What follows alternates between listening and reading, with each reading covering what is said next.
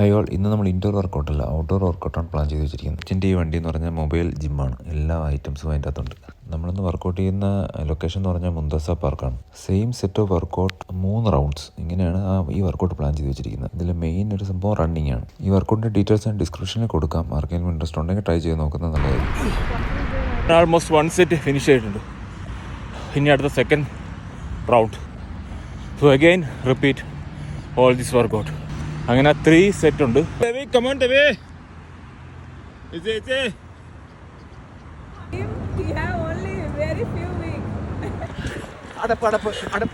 അടപ്പൊക്കെ പൊട്ടിത്തെറിച്ച്